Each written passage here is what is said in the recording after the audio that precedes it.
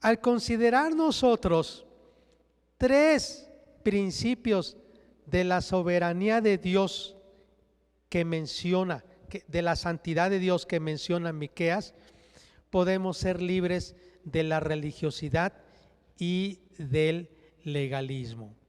Y cuando digo religiosidad y digo legalismo, me voy a referir lo que estaba pasando con el pueblo de Israel.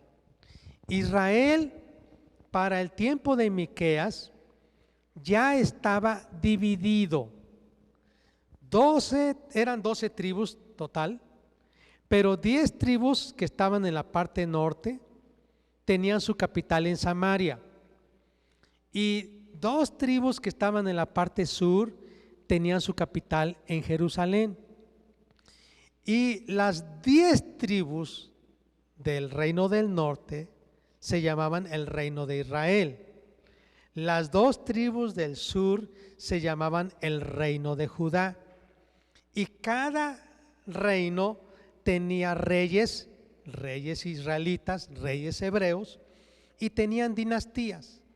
Pero lo que hicieron las 10 tribus del norte era adorar en Samaria y no bajar a Jerusalén. Y comenzaron a adorar dioses ajenos. Comenzaron a adorar a Baal.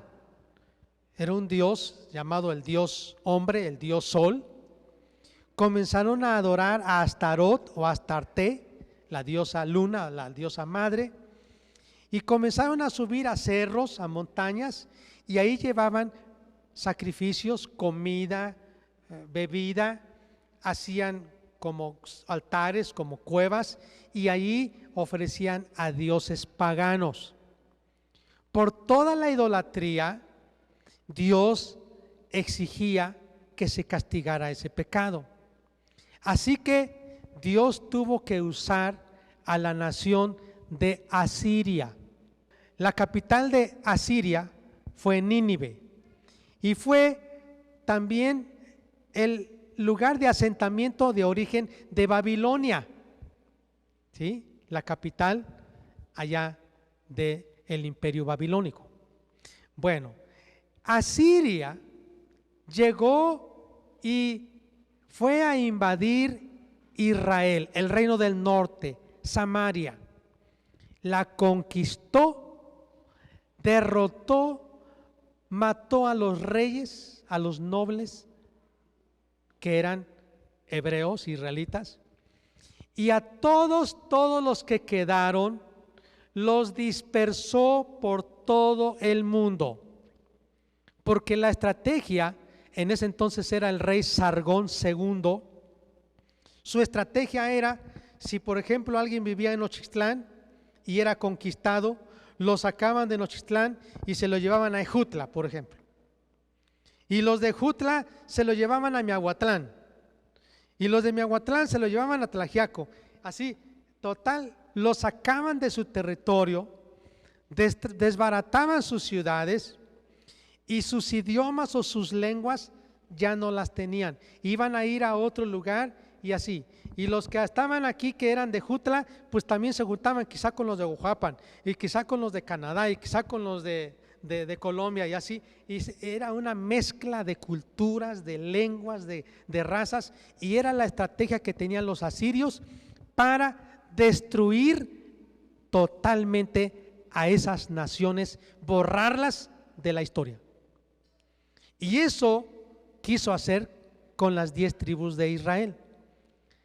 Esas 10 tribus están dispersadas hoy en día. Poco a poco están regresando a Israel. Pero fíjense qué interesante.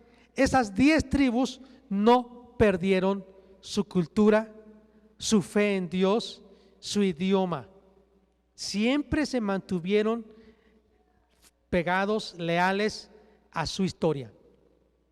Ahora, cuando esto ocurrió con las 10 tribus del norte, en el reino del sur, Judá, había un avivamiento, porque Ezequías había hecho reformas, El templo se había reconstruido o se le había dado mantenimiento, se había descubierto el libro de la ley de Dios y los sacerdotes comenzaron a celebrar, ¿verdad?, las fiestas para Dios, comenzaron a hacer ofrendas, cultos.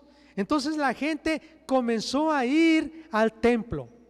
Al ver lo que le estaba pasando a Asiria, más bien al reino del norte por causa de los asirios, los de Judá dijeron, pues vamos a buscar a Dios, vamos a buscarlo.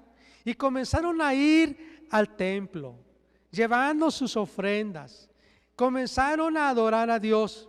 Sin embargo, Dios les dijo, está bien lo que están haciendo, pero yo les exijo más. No solamente que esté bien la doctrina, no solamente que ustedes conserven la sana doctrina, la verdad, y que digan, yo no me he apartado de Dios, yo sigo creyendo todo lo que está en la Biblia. Dios dice, no es suficiente eso. Yo pido de ti que haya una reforma en tu conducta. No solo que tú hayas abandonado la idolatría, no solo que tú hayas abandonado una vida inmoral. Ahora yo te pido algo más. Yo quiero algo más. Porque si tú no cambias en tu forma de ser, tú vas a ser un religioso nada más. Es decir, que tú vas a defender tu religión, tú vas a hablar de todo lo que es la doctrina, pero con tu conducta tú no estás siendo un hijo verdadero de Dios, justo. Por eso entonces, justo cuando ya ocurrió el destierro o el cautiverio o la dispersión de las 10 tribus del norte, Miqueas comienza a profetizar. Y vean, vamos a hacer un estudio exegético y vamos a ir viendo las partes de este estudio para que Dios hable a nuestro corazón y podamos decir, pues sí, Señor, yo creo que sí tú quieres algo de mí. Los 3 principios que quiero compartir tienen que ver con juzgar, bendecir y forjar. Son 3 principios que Dios usa: juzga, forja y bendice. Vamos a ver en diferentes órdenes conforme está aquí en la Biblia. Les voy a explicar toda la trama así en resumen ahorita. Dios es bueno. ¿Cuántos están de acuerdo? Más bien, no tanto cuántos están de acuerdo, más bien, ¿cuántos saben eso?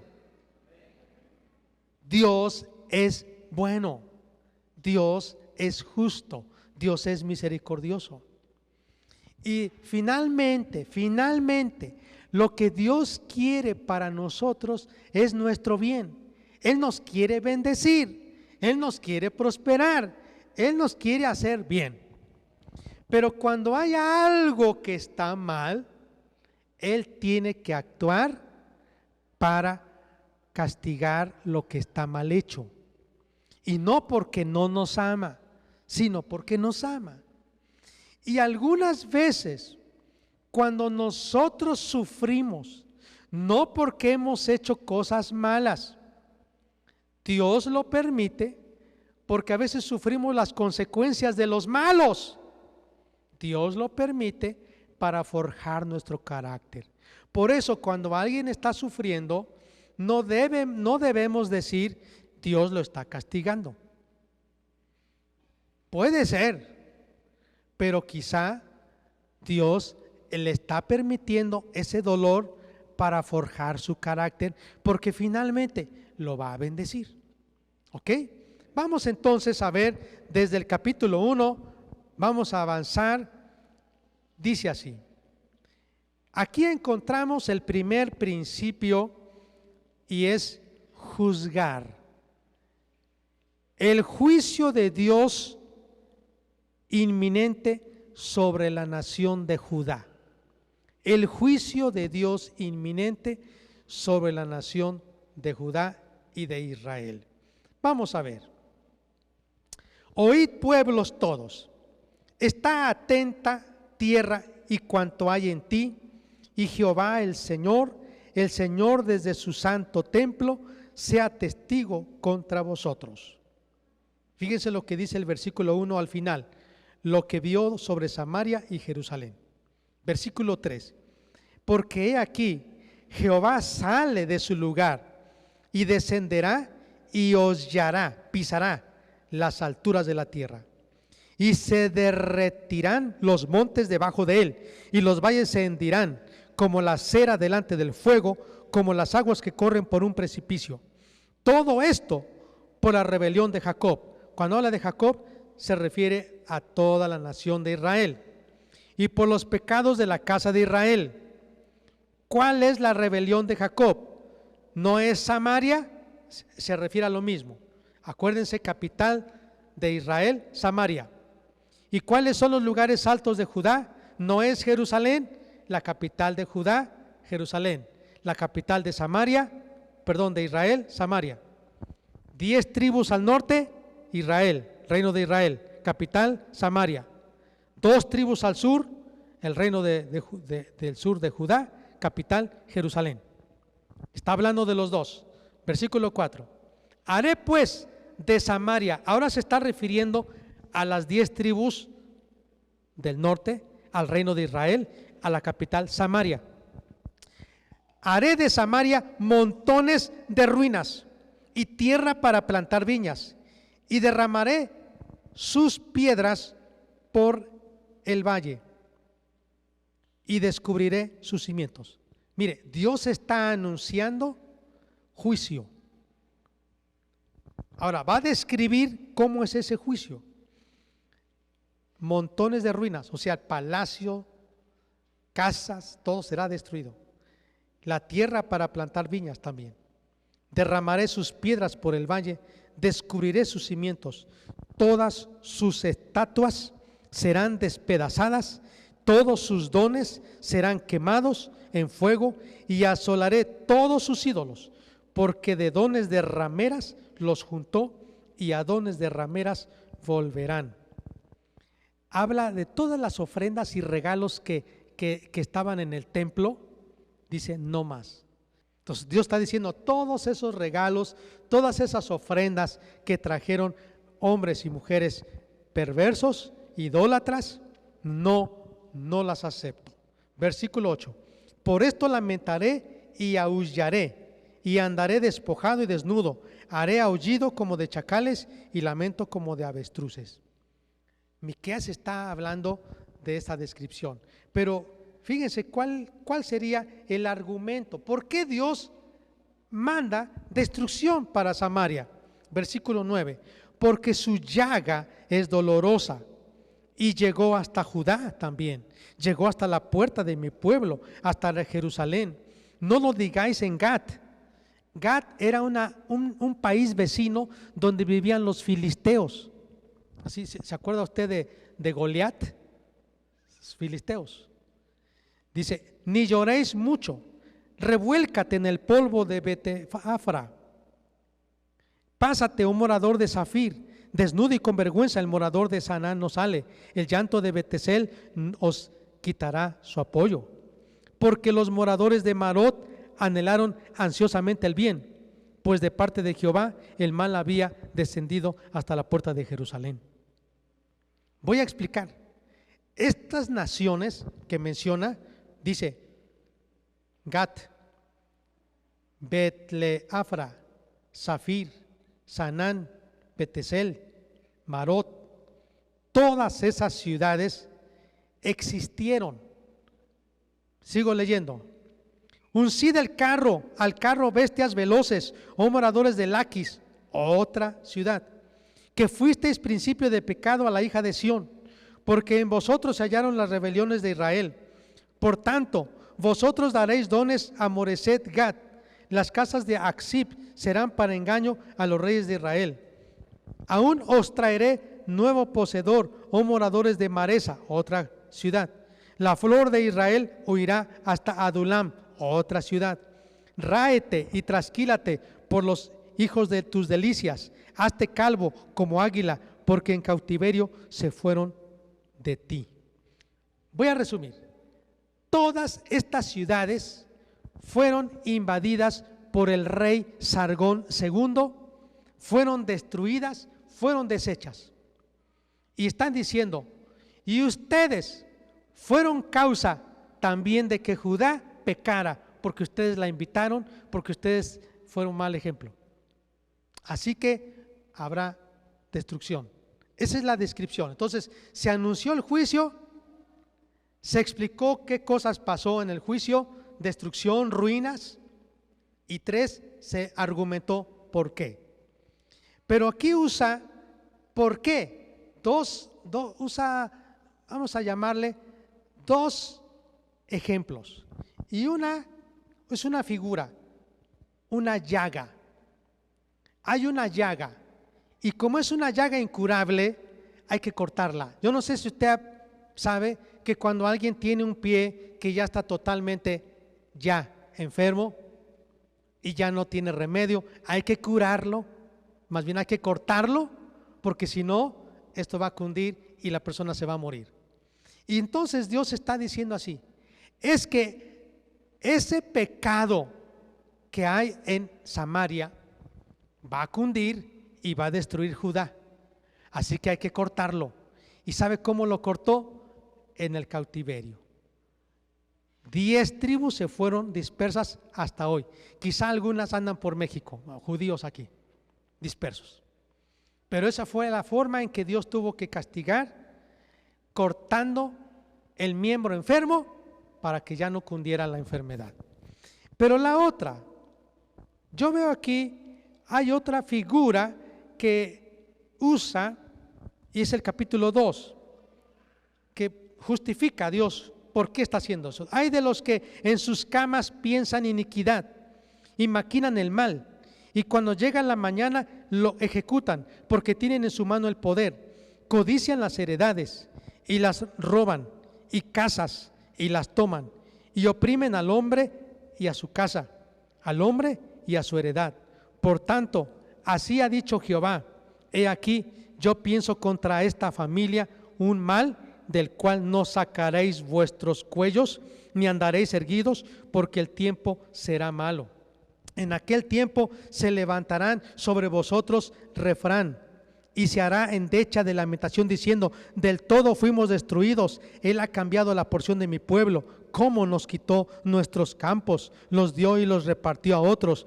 Por tanto, no habrá quien a suerte reparta heredades en la congregación de Jehová. Es terrible lo que está diciendo. Voy a seguir leyendo. Por tanto, no habrá quien a suerte reparta heredades en la congregación de Jehová. No profeticéis, dicen a los que profetizan. No les profeticen, porque no les alcanzará vergüenza. Tú que te dices casa de Jacob, ¿se ha acortado el espíritu de Jehová? ¿Son estas sus obras? ¿No hacen mis palabras bien al que camina rectamente? El que ayer era mi pueblo se ha levantado como enemigo. De sobre el vestido quitasteis las capas atrevidamente a los que pasaban como adversarios de guerra. A las mujeres de mi pueblo echasteis fuera de las casas que eran su delicia. A sus niños quitasteis mi perpetua alabanza. Levantaos y andad, porque no es este el lugar de reposo, pues está contaminado, corrompido grandemente. Si alguno andando con espíritu de falsedad mintiere diciendo: yo te profetizaré de vino y de sidra, este tal será el profeta de este pueblo. De cierto te juntaré todo, oh Jacob, recogeré ciertamente el resto de Israel, lo reuniré como ovejas de Bosra, en rebaño en medio de su aprisco, harán estruendo por la multitud de hombres. Subirá el que abre caminos delante de ellos, abrirán camino y pasarán la puerta, y saldrán por ella, y su rey pasará delante de ellos, y a la cabeza de ellos Jehová. Voy a explicar esta parte del capítulo 2. El argumento que Dios tiene para hacer juicio contra estas tribus de Israel, las 10 tribus de Israel, es por pecado de injusticia social. y por inmoralidad. Yo aquí encontré algunas cosas que enlisté. Por ejemplo, dice, porque ustedes oprimían a los pobres por causa del fraude, por causa del despojo. Dice que le quitaban la ropa, los despojaban, les quitaban a sus niños, a las viudas les hacían mal. ¿Pero por qué? Dice al principio, el capítulo 2, vean, versículo, Miqueas capítulo 2, versículo 1. Hay de los que en sus camas piensan iniquidad y maquinan el mal. Eran personas que estaban planeando hacer lo malo. Dice el versículo 2, codician las heredades. Había un pecado de codicia. Es decir, no estaban satisfechos con lo que tenían, querían más, pero no trabajando, sino robando, engañando, estafando, quitándole a la gente. Es como vender las cosas a precios injustos. Es como dar kilos de 900 gramos. O sea, todo eso por codicia, por injusticia. Le quitan las heredades. Miren, hay personas que dicen, ok, yo te presto. ¿Y cuánto necesitas? 5,000 pesos. Bueno, necesito tu escritura. Oiga, pero pues no, necesito tu escritura.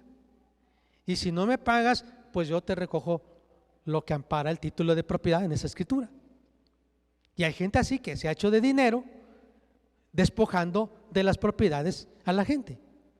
¿No? ¿Sí me están entendiendo, hermanos? Entonces, este pecado era terrible. Y eso que ellos conocían a Dios, dice.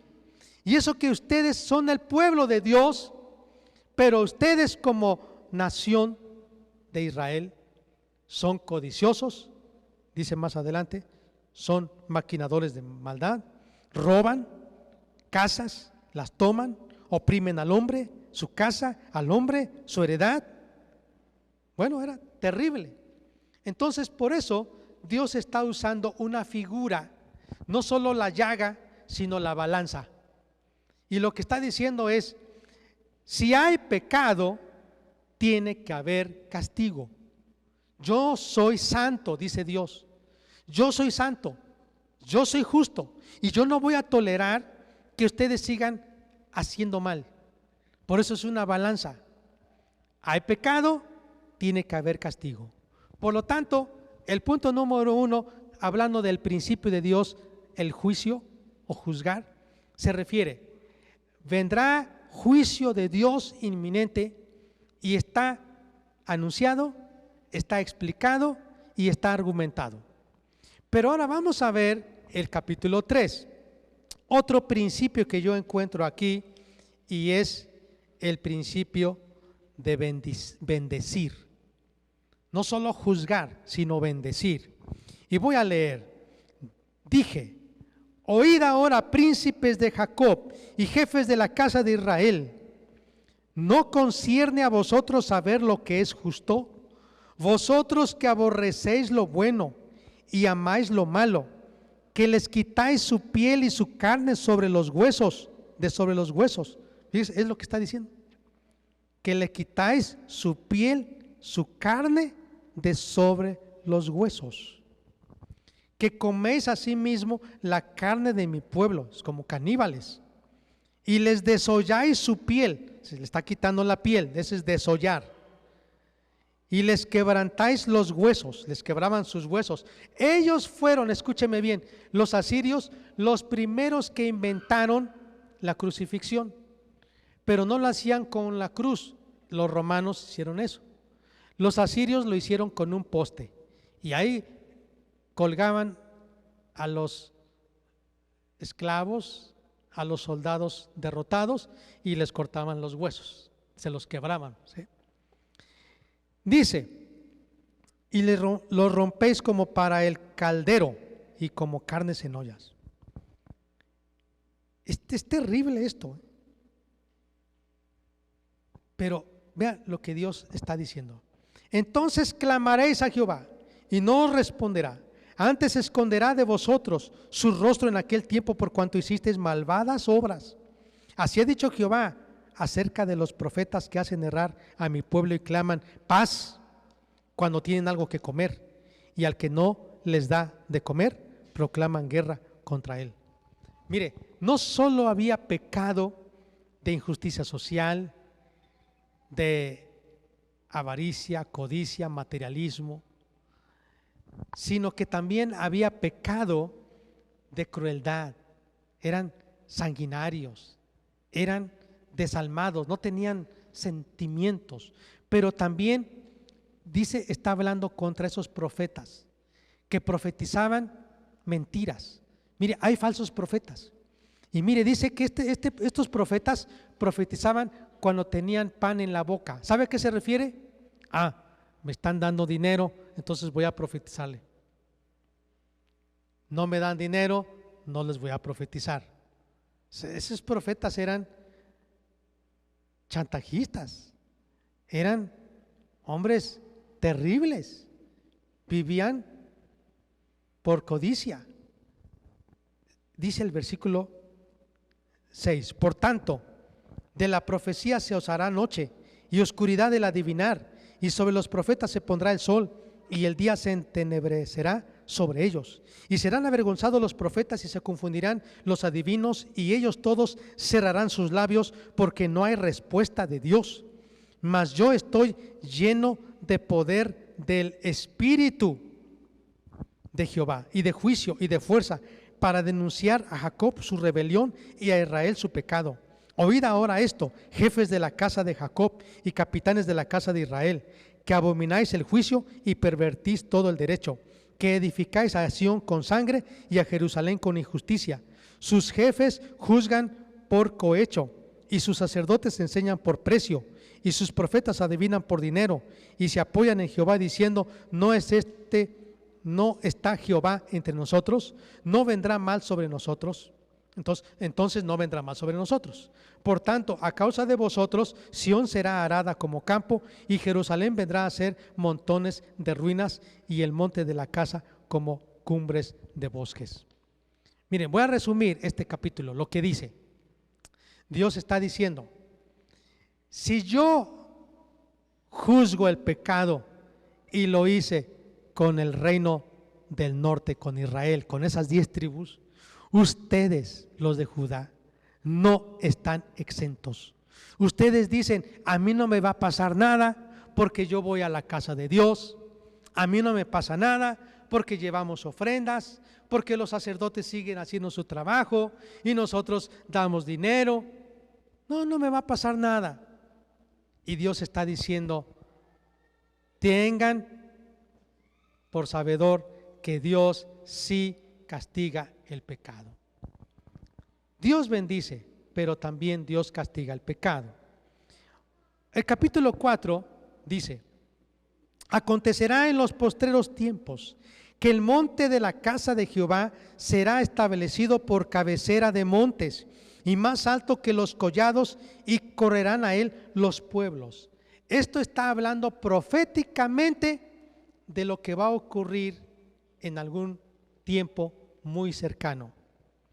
Vendrán muchas naciones y dirán, venid y subamos al monte de Jehová, está hablando de Jerusalén, a la casa del Dios de Jacob, y nos enseñará en sus caminos, y andaremos por sus veredas, porque de Sión saldrá la ley, es Jerusalén, y de Jerusalén la palabra de Jehová. Bueno, porque Jesús estará ahí, ¿verdad?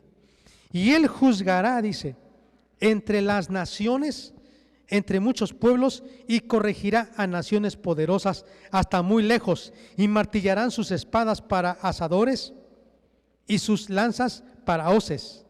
No alzará espada nación contra nación, ni se ensayarán más para la guerra. Esto está profetizado. Dice la Biblia que cuando termine la guerra, esas armas las van a convertir en herramientas de trabajo, segadoras, tractores, asadores, asadones, etcétera. Dios juzgará, dice, entre muchos pueblos, corregirá las naciones y martillarán sus espadas para asadones, sus lanzas para hoces. No alzará espada nación contra nación, ni se ensayará más para la guerra. 1000 años, esto habla del milenio. 1000 años habrá paz en todo el mundo, porque Jesús vendrá para reinar. Versículo 4.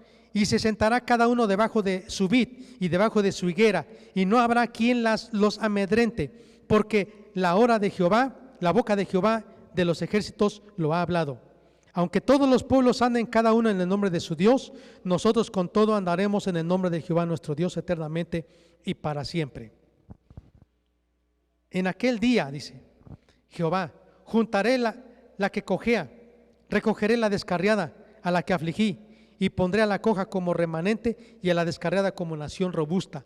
Y Jehová reinará sobre ellos en el monte de Sión desde ahora y para siempre. Y tú, oh torre del rebaño, fortaleza de la hija de Sión, hasta ti vendrá el señorío primero, el reino de la hija de Jerusalén. Ahora, ¿por qué gritas tanto? ¿No hay reyes en ti? ¿Pereció tu consejero que te ha tomado dolor como de mucha mujer de parto? Duélete y gime, hija de Sión, como mujer que está de parto, porque ahora saldrás de la ciudad y morarás en el campo y llegarás hasta Babilonia. Allí serás librada, allí te redimirá Jehová de la mano de tus enemigos. Pero ahora se han juntado muchas naciones contra ti y dicen, sea profanada, y vean nuestros ojos su deseo en Sión. Mas ellos no conocieron los pensamientos de Jehová, ni entendieron su consejo, por lo cual los juntó como gavillas en la era. Levántate y trilla, hija de Sión, porque haré tu cuerno como de hierro y tus uñas de bronce, y desmenuzarás a muchos pueblos, y consagrarás a Jehová su botín y sus riquezas al Señor de toda la tierra. Quiero terminar este capítulo con el resumen. El primer principio es: Dios juzga, porque Él es justo. El segundo es: Dios bendice, porque Él es fiel a sus promesas. Y si Él nos llamó y nos dijo que nos va a bendecir, Él lo hará. Amén. Él lo hará. Si Él dijo que te va a heredar una casa en el cielo, Él lo hará. Si Él dijo, cree en mí y serás salvo tú y tu casa, Él lo hará. Si Dios dijo que tú andarás sobre calles de oro, Él lo hará. Porque Él es fiel. Él bendice porque Él es fiel a lo que Él dice. Aunque parezca que hay sufrimiento, mire, Dios le está diciendo a la nación de Judá, ahora está con Judá, tú también vas a ser castigada, disciplinada. En este caso, la nación de Israel, porque no se arrepintió, fue castigada. Pero tú, yo le quiero llamar, tú vas a ser disciplinada. Y no te vas a ir con los asirios, porque el rey Sargón II mandó a Sennacherib a conquistar Judá. Y no pudo, así que Sennacherib se fue a Asiria, allá murió. ¿Cuándo cayó Israel y Samaria? En el año 722 a.C. Pero Dios está diciendo, como tú sigues todavía pecando, tú no viste a tu hermana Israel, Samaria, cómo fue castigada, tú seguiste pecando, por lo tanto, tú vas a ir a Babilonia. Está mencionando aquí Babilonia. Tú vas a ser llevada cautiva a Babilonia. Pero no te vas a quedar ahí, vas a regresar. Hay muchos que quieren destruirte, pero tú vas a regresar y tú vas a desmenuzar naciones, tú vas a trillar pueblos, tú vas a gobernar desde Sión todo el mundo, y eso ocurrirá cuando Jesucristo venga. Pero mientras tanto, sí te tengo que disciplinar. Lo siento mucho, Judá, pero sí te voy a disciplinar. Y sabe, eso ocurrió en el año 606 a.C. Nabuzaradán, capitán del ejército de Babilonia, estaba Nabucodonosor como rey, envió a este general, sitió la ciudad de Jerusalén, por 20 años. Y después de 20 años, en el año 586 a.C., destruyó los muros, quemó el palacio, destruyó el templo de la casa de Dios, el templo de Dios, y todos fueron llevados cautivos a Babilonia. Dios cumplió que Él es justo y disciplina, sí, pero está diciéndoles, pero yo bendigo, no me he olvidado de ti. Ahora vamos a ver el capítulo 5. Rodéate ahora de muros, hija de guerreros. Nos han sitiado, con vara herirán en la mejilla al juez de Israel. Pero tú, Belén Efrata, pequeña para estar entre las familias de Judá, de ti me saldrá el que será Señor en Israel, y sus salidas son desde el principio, desde los días de la eternidad. Mire, qué promesa está hablando Dios. Tú, Belén Efrata, pequeña para estar entre las familias de Judá, de ti me saldrá el que será Señor en Israel, y sus salidas son desde el principio, desde los días de la eternidad. Aquí es una profecía respecto a Jesús. Jesús nacería en Belén, pero está hablando que Jesús es eterno. Los falsos testigos de Jehová enseñan que Jesús fue creado por Jehová, pero la Biblia no dice eso. La Biblia dice que Jesús nacería en Belén, pero Él es eterno. Él no tuvo principio, no tendrá fin. Solamente se humanó, se hizo hombre y nació de la Virgen María con un plan de salvarnos. Entonces hay una promesa, dice el versículo 3, pero los dejará hasta el tiempo que dé a luz la que ha de dar a luz, y el resto de sus hermanos se volverá con los hijos de Israel. ¿Qué está diciendo? Vendrá Jesús, nacerá de una mujer, y Dios lo usará a Jesús para predicar a todos, judíos, todas las tribus, y hasta hoy en día, amados, se sigue predicando el evangelio a los judíos. Dice el versículo 6, y él estará y apacentará con poder de Jehová, con grandeza del nombre de Jehová su Dios, y morarán seguros, porque ahora será engrandecido hasta los fines de la tierra, y este será nuestra paz. Jesús, ¿verdad? Cuando el asirio viniere a nuestra tierra, y cuando hollare nuestros palacios, entonces levantaremos contra él 7 pastores y 8 hombres principales, y devastarán la tierra de Asiria a espada, y con sus espadas la tierra de Nimrod, y nos librará del asirio cuando viniere contra nuestra tierra y hollare nuestros confines. El remanente de Jacob será en medio de muchos pueblos como el rocío de Jehová, como las lluvias sobre la hierba, las cuales no esperan a varón ni aguardan a hijos de hombres. ¿A cuántos les ha pasado ver los campos como ahora hace unas semanas, que los pastos estaban secos, pero comenzó la lluvia y de repente empezamos a ver reverdecer los campos?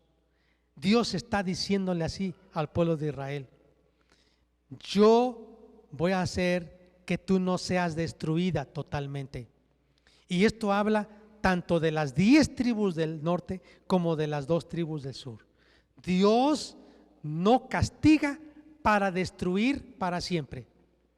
Dios disciplina solo para forjar nuestro carácter y bendecirnos y darnos más.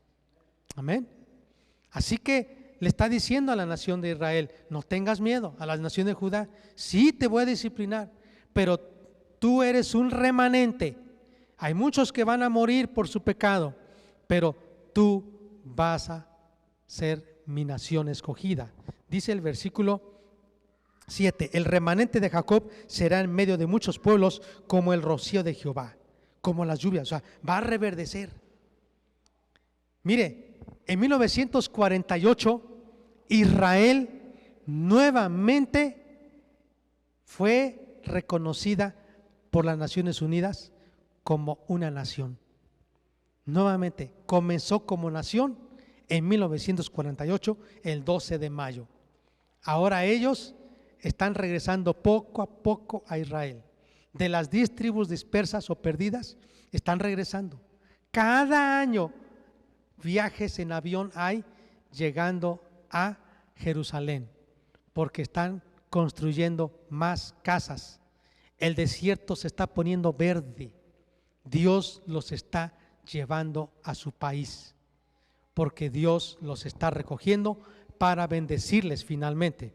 Dice el versículo 8: asimismo el remanente de Jacob será entre las naciones, en medio de muchos pueblos. Cuando dice remanente, significa que no va a ser destruida, sino lo que quedare de todos los que murieren, ese remanente estará ahí en Israel, en medio de muchos pueblos, como el león entre las bestias de la selva, como el cachorro del león entre las manadas de las ovejas, el cual si pasare y hollare y arrebatare, no hay quien escape. Yo no sé si usted ha visto a un león y a un cachorro de león cuando sale de cacería.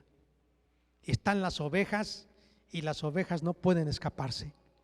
Y dice la Biblia que así será Israel, y está siendo ahora.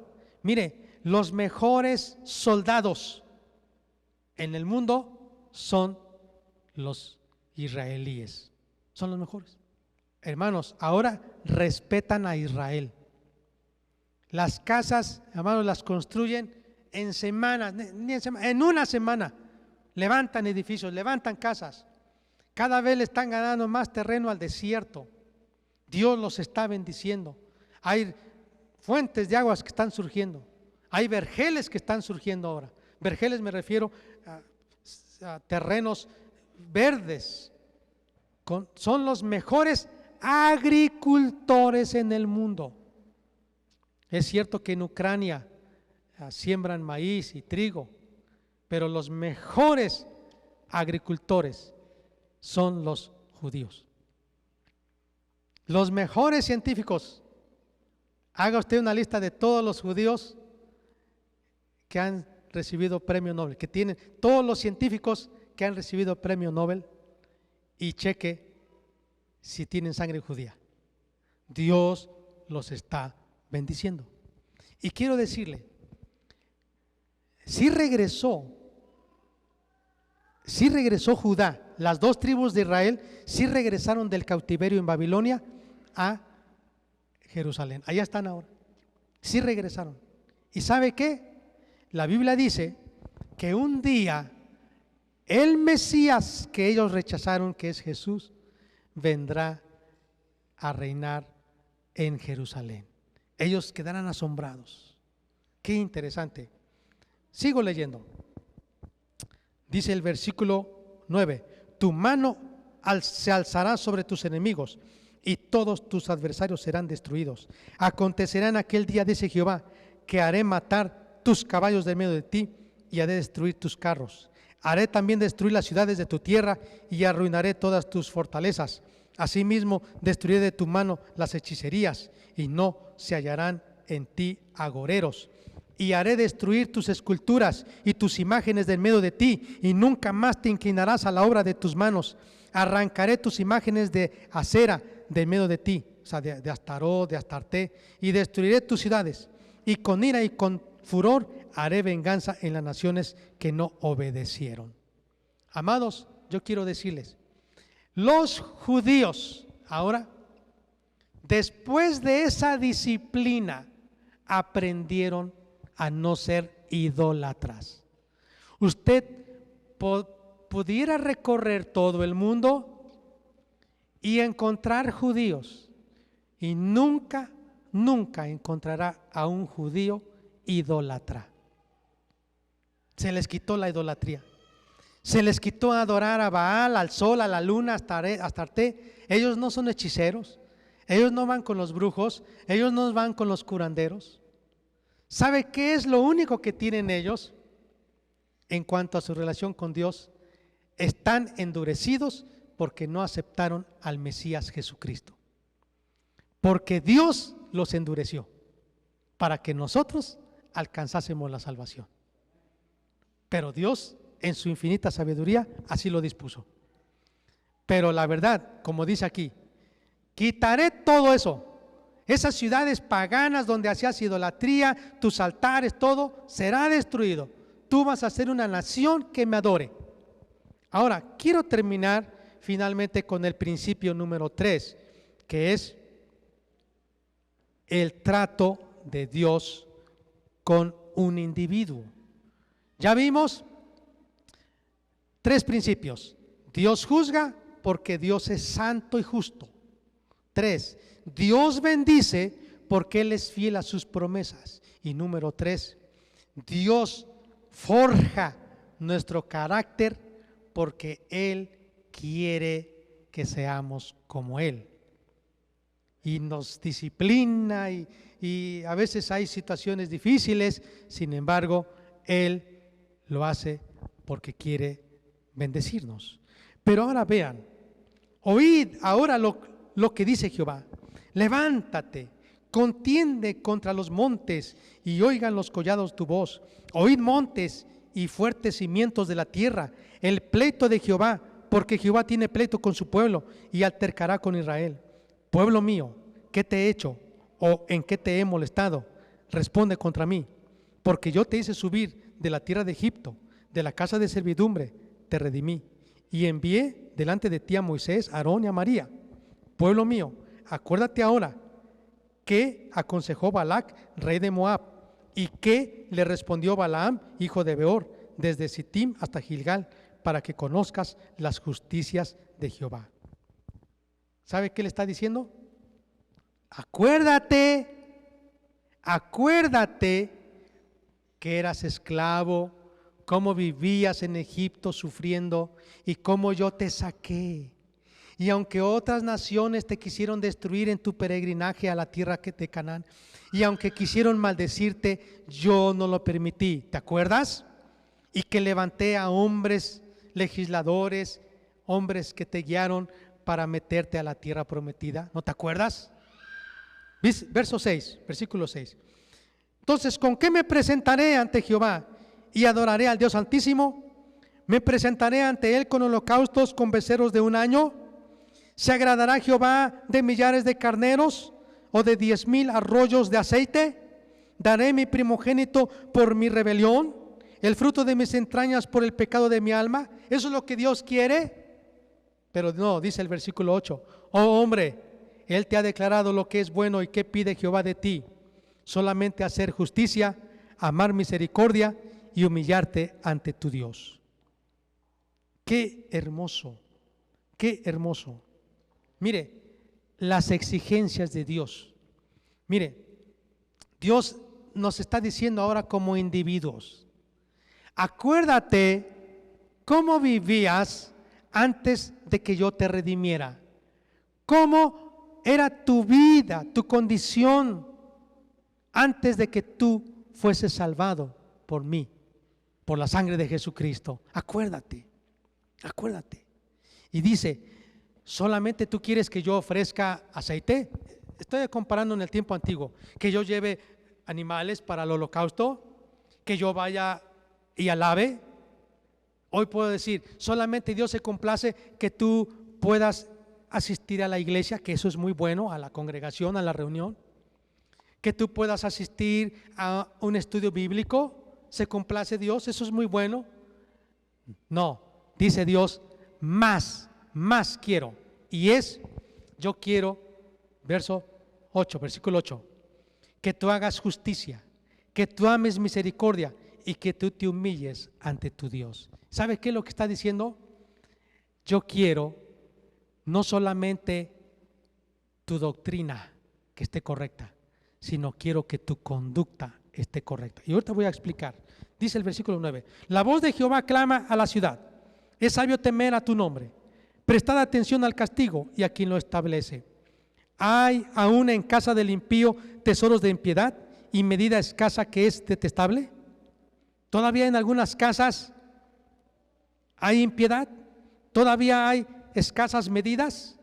Me acuerdo hace tiempo cuando mi papá vendía en el mercado frutas, verduras, y me decía, mi hijo, te voy a enseñar, teníamos una báscula, mira cómo la gente le mueve aquí atrásito para que robe la báscula.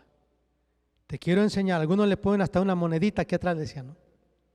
Hasta le quitan el cucharón para que no se vea. Pero yo te quiero decir cómo se debe pesar. Es más, hasta darle su pilón, extra más. Mire, algunas veces pudiéramos hacer uso de la báscula, pero en otras cosas Dios quiere que no robemos, que no seamos impíos. Dice el versículo 11, ¿daré por inocente al que tiene balanza falsa, bolsa de pesas engañosas? Sus ricos se colmaron de rapiña, sus moradores hablaron mentira, su lengua es engañosa en su boca. Por eso yo también te hice enflaquecer, hiriéndote, asolándote por tus pecados. Dios está diciendo algo y es: yo soy imparcial y yo castigo el pecado. Versículo 14, comerás, no te saciarás, tu abatimiento estará en medio de ti, recogerás, mas no salvarás, y lo que salvares lo entregaré yo a la espada. Sembrarás, mas no segarás, pisarás aceitunas, mas no te ungirás con el aceite, y mosto, mas no beberás el vino, porque los mandamientos de Omri se han guardado, y toda obra de la casa de Acab, y en los consejos de ellos anduvisteis, para que yo te pusiese en asolamiento, y tus moradores para burla. Llevaréis por tanto el oprobio de mi pueblo. ¿Quién fue Omri? Fue uno de los reyes de Judá más perversos contra Dios. ¿Quién fue Acab? Uno de los hombres más terribles ante Dios. Por eso Dios comparaba, dice, como los pecados de Acab, así como tú hiciste como Acab, así yo también te voy a castigar. Dios usaba de comparación a Omri y Acab. Y mire, Dios está diciendo, yo pido de ti no solo que tú creas en Dios. Hay mucha gente que dice, yo creo en Dios, yo asisto a la iglesia, yo voy a la reunión, yo canto, yo doy una limosna. Y Dios dice, está bien, pero yo te exijo más. Yo quiero que tú hagas justicia, ames misericordia y te humilles ante mí. Versículo 7, capítulo 7, ay de mí, porque estoy como cuando han recogido los frutos del verano, como cuando han rebuscado después de la vendimia y no queda racimo para comer. Mi alma deseó los primeros frutos. Faltó el misericordioso de la tierra, y ninguno hay recto entre los hombres. Todos acechan por sangre, cada cual arma red a su hermano. Quiero parar. Mire, el Salmo 73 me impresiona mucho cuando lo leo cada vez, porque dice que cuando vemos a los ricos que prosperan, a la gente que roba, miente, engaña y tiene puestos más altos y un lugarcito en el gobierno, y dice, ¿cómo es posible? Y yo que trato de ser lo más posible justo, y de repente cometo un error y ahí viene el varazo de Dios. Y yo que de repente le busco y me humillo, pero de repente hago algo que no le agrada a Dios y Dios usa la vara y me castiga. Digo, Dios mío, ¿cómo es posible? Y ellos que logran con creces lo que tienen y todavía se burlan de Dios y construyen sus edificios y sus casas y compran terrenos y roban y mienten. Dios mío, ¿qué pasa? Y Dios dice, mira, hijo, lo que pasa es que ellos sufrirán el castigo por toda la eternidad, porque soy justo. Pero yo te estoy disciplinando. Por eso es que tú ves que siembras y de repente no cosechas. Recibes la quincena o el salario y no te rinde. Hay algo que tú tienes que cuidar. ¿Qué estás haciendo? Yo quiero perfeccionarte y por eso permito eso. Mire, el versículo 3. Para completar la maldad con sus manos, el príncipe demanda y el juez juzga por recompensa, y el grande habla el antojo de su alma y lo confirman. El mejor de ellos es como el espino, el más recto como zarzal. El día de tu castigo viene, El que anunciaron tus atalayas, ahora será su confusión. No creáis en amigo, ni confiéis en príncipe. De la que duerme a tu lado, cuídate, no abras tu boca. Porque el hijo deshonra al padre, la hija se levanta contra la madre, la nuera contra la suegra, y los enemigos del hombre son los de su casa. Mas yo a Jehová miraré, esperaré al Dios de mi salvación, el Dios mío me oirá. Bueno, mire, tanta maldad había que Dios le está diciendo, tienes que desconfiar hasta de tu propia mujer, hasta de tus hijos. Te van a robar, te van a quitar las escrituras, te van a quitar la casa. Ten cuidado.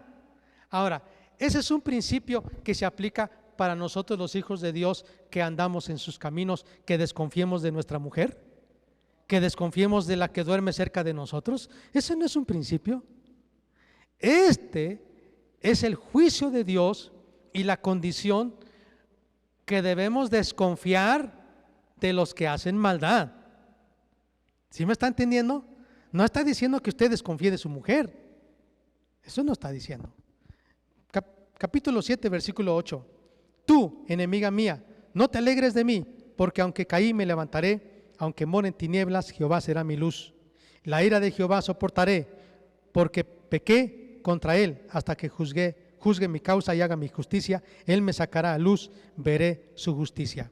Mire, hay personas que pueden señalarnos y decir, ya ves, y tú que buscas a Dios, y ya ves cómo Dios te está disciplinando, y como que no logras con mentiras lo que quieres, no logras con injusticia lo que quieres. ¿Cómo es que obtienes, no sé, con tu esfuerzo un salario, pero no te rinde? ¿Qué te está pasando? Y entonces aquí entendemos y decimos, no me juzgues, no me condenes, porque un día Dios me levantará, porque Él no castiga para destruir, sino que al contrario, si Dios lo permite, si Dios permite el sufrimiento, es porque quiere bendecirnos. Un día veré su justicia, un día me sacará a la luz. Versículo 10, y mi enemigo lo verá y la cubrirá vergüenza, la que me decía, ¿dónde está Jehová tu Dios? Mis ojos la verán, ahora será hollada como lodo de las calles. Viene el día en que se edificarán tus muros, aquel día se extenderán los límites. En ese día vendrán hasta ti desde Asiria y las ciudades fortificadas, y desde las ciudades fortificadas hasta el río, y de mar a mar, y de monte a monte, y será asolada la tierra a causa de sus moradores, por el fruto de sus obras. Apacienta tu pueblo con tu cayado, el rebaño de tu heredad, que mora solo en la montaña, en campo fértil.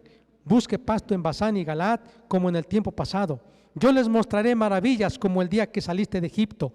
Las naciones verán y se avergonzarán de todo su poderío. Pondrán la mano sobre su boca, ensordecerán sus oídos, lamerán el polvo como la culebra, como las serpientes de la tierra, temblarán en sus encierros, se volverán amedrentados ante Jehová nuestro Dios y temerán a causa de ti. ¿Sabe qué es lo que estoy diciendo? Que un día, amados, cuando Dios nos bendiga, finalmente mucha gente pondrá su mano en la boca, otros quizá caerán al suelo, otros asustados diciendo, no puede ser, mire, y yo que hice tanto mal y aparentemente me iba bien, mira cómo terminé. Y este que sí, con tanto sufrimiento y esfuerzo, buscando a Dios, pero finalmente vive mejor. Sus hijos están bien, su matrimonio está bien, todos están bien. Ellos van a morir de vergüenza. Mire, termino con esto. Dice, ¿qué Dios como tú, que perdonas la maldad y olvida el pecado del remanente de su heredad? ¿Quién tiene ese Dios, amados? ¿Qué Dios como nuestro Dios, verdad? Que perdona la maldad, que olvida el pecado del remanente de su heredad. No retuvo para siempre su enojo, porque se deleita en misericordia. Él volverá a tener misericordia de nosotros, sepultará nuestras iniquidades y echará en lo profundo del mar todos nuestros pecados. Cumplirás la verdad a Jacob y a Abraham la misericordia que juraste a nuestros padres desde tiempos antiguos. Qué hermoso, y repito otra vez, capítulo 6, versículo 8, ¿qué pide Jehová de ti? Hacer justicia. Salarios justos, tiempos justos, trabajo, peso, compraventa, todo. 2, misericordia. Misericordia. ¿Sabe qué es misericordia? El que nosotros no estemos condenando a otros porque sufren, ¿por qué les pasa? Porque si nosotros no nos arrepentimos, a nosotros nos va a pasar lo peor. Y finalmente dice, hacer justicia, amar misericordia y humillarte. ¿Cuántos quieren humillarse ante Dios? Reconocer que Él es digno